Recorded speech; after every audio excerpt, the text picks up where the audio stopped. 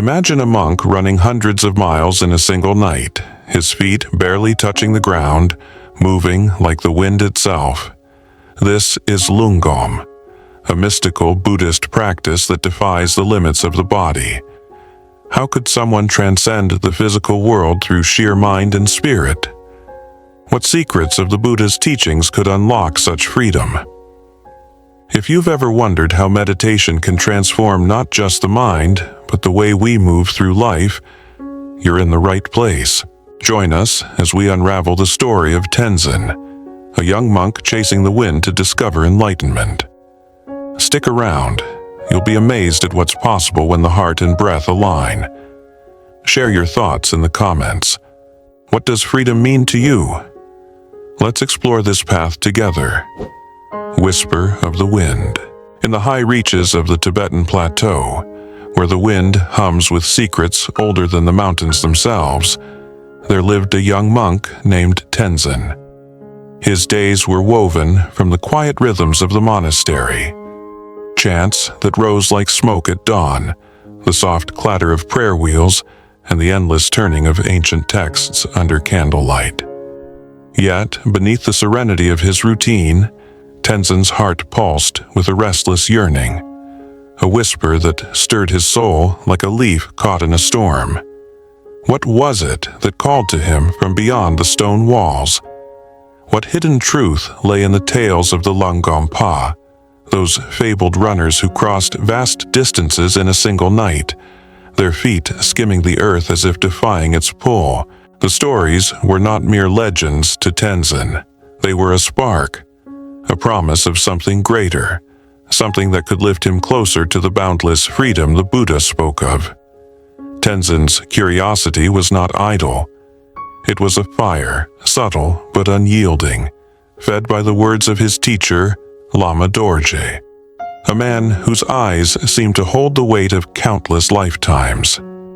One evening, as the sun dipped below the jagged peaks, painting the sky in hues of saffron and rose, Tenzin knelt before Lama Dorje in the dim glow of the meditation hall.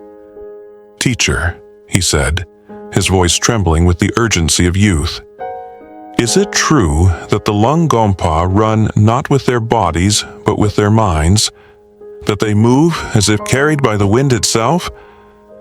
Lama Dorje's lips curved into a smile, faint but knowing, as if he had long anticipated this question. "Tenzin," he replied, "the path of lung-gom is not about speed, but about surrender. It is the art of becoming one with the breath of the world. But beware, such a path demands everything of you." Those words clung to Tenzin like dew on a blade of grass, and as he left the hall, his mind buzzed with possibility. What did it mean to surrender? Could he, a boy of barely 20 winters, touch the edges of such a mystery? The monastery was a world of discipline, yet it could not contain Tenzin's growing obsession. Each night, as his fellow monks slept, he would slip into the courtyard, where the moonlight cast long shadows across the stones. There, he practiced, not running, not yet, but breathing, moving, feeling the rhythm of his body as it swayed like a reed in the wind. He imagined himself weightless, his feet kissing the earth only to spring upward again, carried by some unseen force. The texts spoke of lung-gom as a practice rooted in meditation, a state where the mind, purified of distraction, could guide the body beyond its limits. But how? The question gnawed at him, delicious in its torment, pulling him deeper into the pursuit. He began to notice the world differently, the way the wind curled around the peaks, the way a hawk seemed to glide without effort, its wings barely stirring. There was a secret here, he was sure of it, and it was waiting for him to claim it. One morning, as the first light crept over the horizon, Tenzin found Lama Dorje seated by a small stupa, his hands resting lightly on his knees, his gaze fixed on some distant point beyond the mountains. Tenzin approached, his heart pounding with a mix of reverence and impatience. "Teacher," he said, "I have meditated. I have studied the breath, The steps, the focus. But I am no closer to lung-gom. What am I missing? Lama Dorish turned to him, his eyes sharp yet gentle, like a blade wrapped in silk. You seek the path, he said, but you cling to the self. Lung-gom is not a prize to be won. It is a letting go. To run as the wind, you must become the wind. Empty, yet full of purpose. Tenzin frowned, the words both a riddle and a lure. Empty, yet full? The paradox danced in his mind, teasing him, daring him to chase it further. He bowed and left, but the words followed him, weaving themselves into his every thought, pulling him forward like a current he could not resist. Days turned to weeks, and Tenzin's practice deepened. He began to run, not far, not yet, but in short bursts across the rocky paths near the monastery. He focused on his breath, on the sensation of his feet meeting the ground, on the fleeting moment when his body felt light, almost unbound. There were moments, fleeting and fragile, when he sensed something shift, a flicker of weightlessness, a pulse of energy that seemed to come not from his muscles, but from somewhere deeper, somewhere vast. These moments were intoxicating, like sips of nectar from a hidden spring. Each one left him hungrier, more determined to unravel the mystery.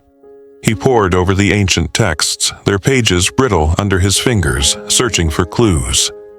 One passage, attributed to a long-dead master, spoke of lung-gom as the dance of the void, where the runner becomes a vessel for the universe's own motion. The words thrilled him, their meaning just out of reach, yet close enough to taste. What would it feel like to dance with the void? To move not as Tenzin, but as something greater?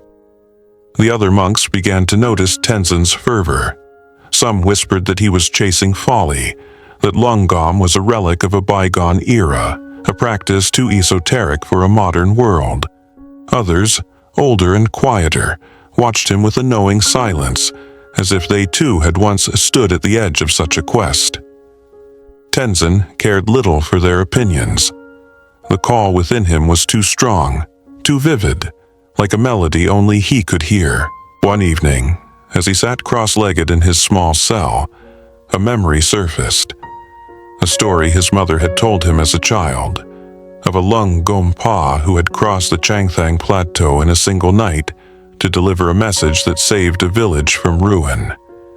The tale had seemed fantastical then, but now it felt like a map, a guide to something real. He closed his eyes, letting the story wash over him, its images fueling his resolve. What if he could become such a runner? What if the path to lung-gom was not just a physical feat, but a bridge to the divine? As winter approached, the air grew sharp, biting at Tenzin's skin as he trained. He ran farther now, his steps surer, his breath more rhythmic. He began to notice patterns in the world around him, the way the clouds moved in silent harmony, the way the earth seemed to hum beneath his feet. One night, under a sky ablaze with stars, he ran until his lungs burned and his legs trembled. Yet he felt no fatigue, only a strange, exhilarating lightness. For a moment, it was as if the ground itself had softened, yielding to his steps, carrying him forward. He stopped, breathless, his heart pounding not with exhaustion but with wonder. Was this the edge of lung-gom? Had he brushed against the veil that separated the ordinary from the extraordinary? The sensation was fleeting, but it left a mark, a promise that there was more to come. He returned to the monastery, his mind alight with questions, each one a spark that kept him moving, searching, yearning. And so, Tenzin's journey deepened, each step pulling him closer to the heart of the mystery. The path was not easy. It demanded patience, discipline, and a willingness to face the unknown. Yet with every breath, every stride, he felt the world opening to him, whispering truths he had only begun to understand. The mountains stood watch, silent and eternal, as Tenzin ran toward a horizon that seemed to shift with every step, always just out of reach, yet impossibly near. What lay beyond that horizon? What secrets would the wind reveal to a heart brave enough to follow? The answers were there, waiting, and Tenzin knew he could not turn back, not now, not ever. Dance of the Void. The stars above the Tibetan plateau burned brighter as winter tightened its grip, their light sharp against the endless black, as if urging Tenzin onward. His nights were no longer his own. They belonged to the rhythm of his steps, the cadence of his breath, the pulse of a dream that refused to let him rest. Each run pushed him further, past the monastery's shadowed walls, along the narrow paths that wound through the mountains, where the air was thin and the silence profound. He was chasing something intangible, a fleeting sensation that had begun to haunt him, the moment when his body felt not like a burden but like a vessel, carried by a force beyond muscle or will. It was as if the earth itself conspired with him, softening beneath his feet, whispering, "Keep going, Tenzin. You are closer than you know." The thrill of that possibility was a current in his veins, pulling him back to the trails night after night, each step a question, each breath an answer. Lama Dorje watched Tenzin's progress with a quiet intensity, his silence more instructive than words. One frosty morning, as Tenzin returned from a run, his cheeks flushed and his breath steaming in the cold, the old Lama called him to a small chamber overlooking the valley. The room was bare, save for a low altar, where a single butter lamp flickered, casting shadows that danced like spirits on the walls. "You have tasted the edge of lung-gom," Lama Dorje said, his voice steady as stone. "But the edge is not the path. To truly run as the wind, you must unlearn what you think you are." Tenzin's heart quickened, not with understanding, but with hunger. Unlearn himself? The words were a puzzle, each piece glinting with promise, daring him to fit them together. "How, teacher?" he asked, his voice barely above a whisper. Lama Dorje's eyes softened, but his words were firm. "You carry Tenzin with you, his fears, his desires, his name. Let them fall. The wind does not carry a name." The words struck Tenzin like a bell, their resonance lingering, urging him to run not away from himself but toward something vast, something formless. That night, Tenzin ventured farther than ever before. The moon hung low, its silver light spilling across the plateau, turning the rocks and sparse grasses into a dreamscape. He ran, his breath sinking with the pulse of the world, the distant howl of a wolf, the sigh of the wind through a narrow pass. He tried to let go, to shed the weight of his thoughts, his doubts, his need to become. For a moment it worked. His steps grew lighter, his body almost buoyant, as if the ground were no longer pulling him down but lifting him up. He felt a rush, not of speed but of presence, as if he were no longer running through the world but with it. The sensation was electric, a spark that lit his entire being, and he laughed, a sound so pure it startled him. But then, a stray thought intruded. Is this it? Am I doing it? The moment shattered. His steps grew heavy, and he stumbled, panting, under the weight of his own mind. Yet, even in that faltering, there was a thrill, a taste of something so close he could almost hold it. He returned to the monastery, exhausted but alive, the memory of that fleeting unity burning brighter than the stars. The days that followed were a dance of progress and frustration. Tenzin's runs grew longer, his body stronger, his mind sharper. He began to notice subtle shifts, the way his breath could steady his heart, the way his thoughts could quiet if he focused on the sensation of air against his skin. The texts he studied spoke of lung-gom as a meditation in motion, a state where the runner becomes a channel for the universe's energy. One passage, etched in faded ink, described the practice as a marriage of body and void, where the self dissolves and the world sings through you. The words were a melody, pulling him deeper, making him ache to hear that song for himself. He began to experiment, running with his eyes half closed, letting his feet find their own path, trusting the earth to guide him. There were moments when it worked, brief, dazzling moments when his body seemed to move without effort, as if the wind itself were carrying him. Each time the feeling slipped away, but it left behind a craving, a need to chase it again, to feel that union once more. The other monks began to whisper of Tenzin's runs, their voices a mix of awe and unease. One evening, as he sat by the communal fire, a senior monk named Kelsang approached him. "You chase the wind, young one," Kelsang said, his tone gentle but cautious. "But the wind cannot be caught. What do you seek?" Tenzin hesitated, the question piercing. What did he seek? Freedom? Truth? The Buddha's promise of liberation? Or was it something simpler, something human, a need to know he could transcend the limits of his own flesh? "I seek to understand," he said finally, the words feeling both true and incomplete. Kelsang nodded, his eyes reflecting the firelight. "Then, understand this. The path is not yours alone.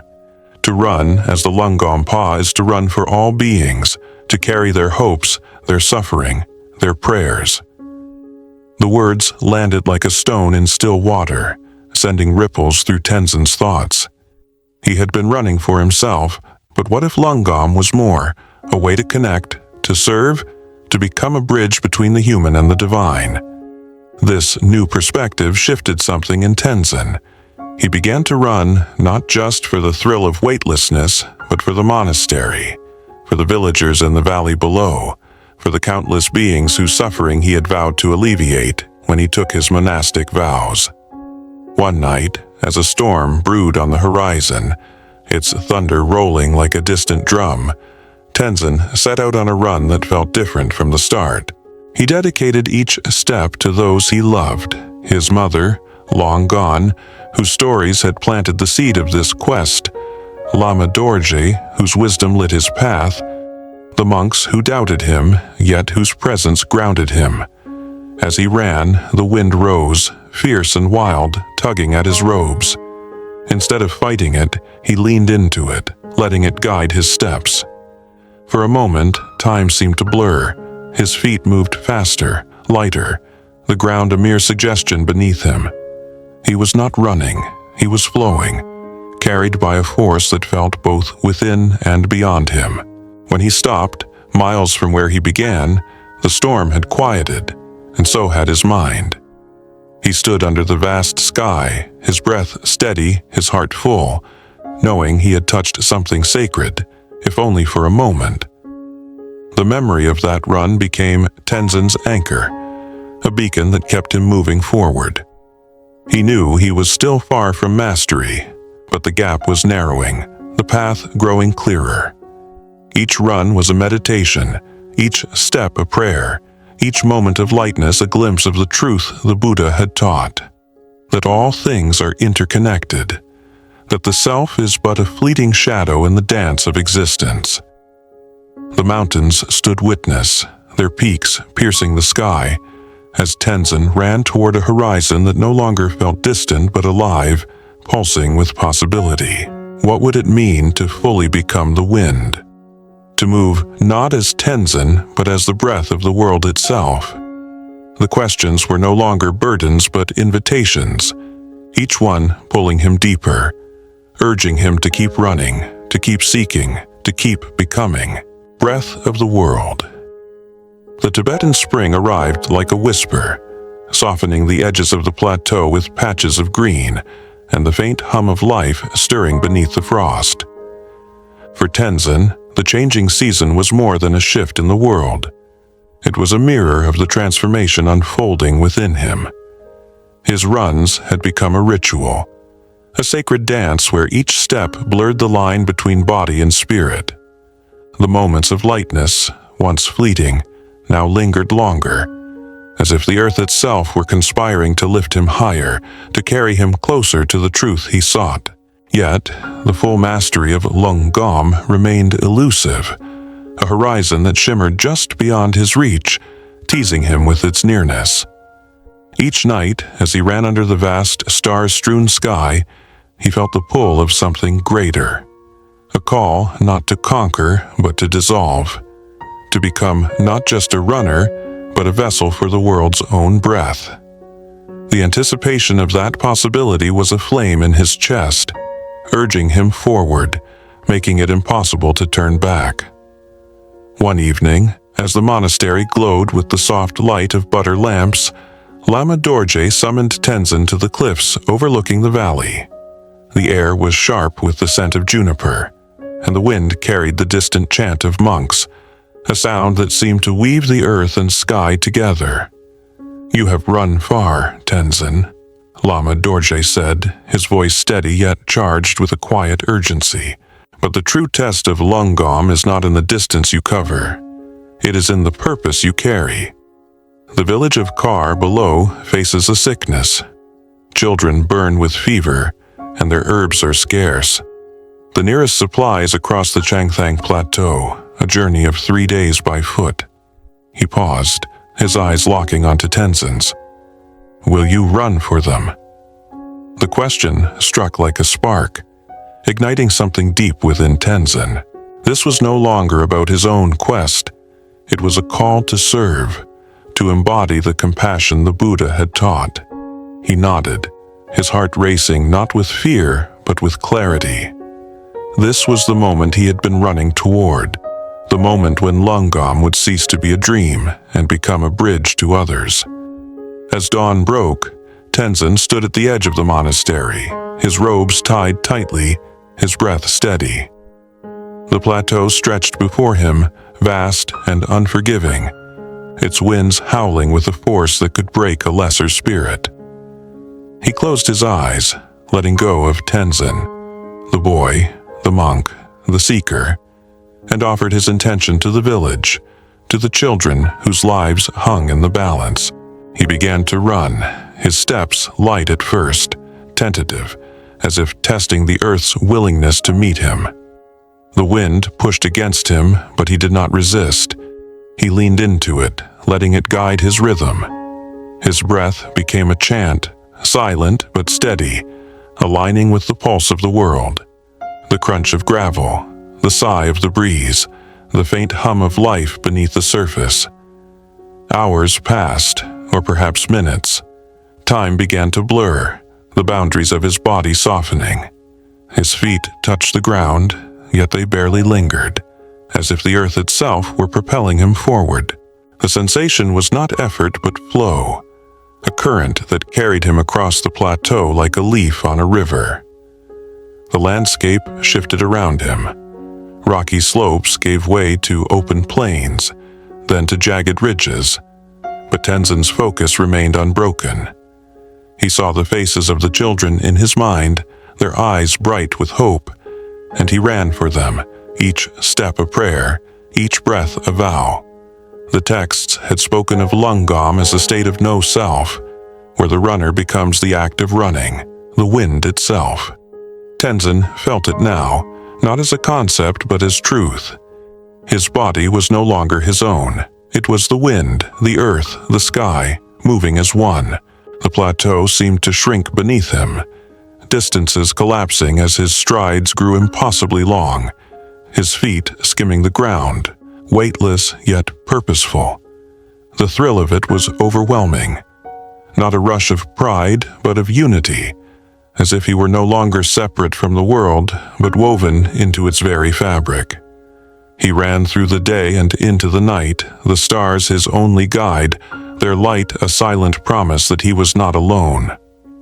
By the time Tenzin reached the distant outpost, his robes were damp with sweat, his lungs burning, yet his heart was alight with a quiet joy.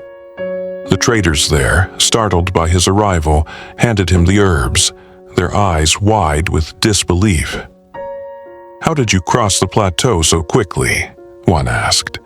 But Tenzin only smiled, too full of the moment to explain.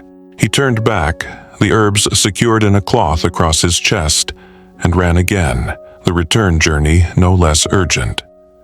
The wind was with him now, a companion rather than a foe, and his steps felt lighter still, as if the act of giving had stripped away the last remnants of weight. When he reached Kar, the village elders greeted him with tears, their hands trembling as they took the herbs. The children would live, they said, because of him. But Tenzin shook his head. "Not because of me," he said softly, "but because of the wind." Back at the monastery, Tenzin knelt before Lama Dorje, his body weary but his spirit radiant. The old Lama's eyes gleamed with something like pride, though it was tempered by the wisdom of one who had seen such moments before. "You have run as a lung-gom pa," he said, "not for yourself, but for others. This is the heart of the path." Tenzin bowed, his mind still humming with the memory of the run, the weightlessness, the unity, the sense of being both nothing and everything. He understood now that lung-gom was not a destination but a way of being, a practice of letting go until only compassion remained. The plateau stretched beyond the monastery, vast and unchanging, yet it no longer felt like a barrier. It was a canvas, a reminder that every step could be an offering, every breath a connection to the infinite.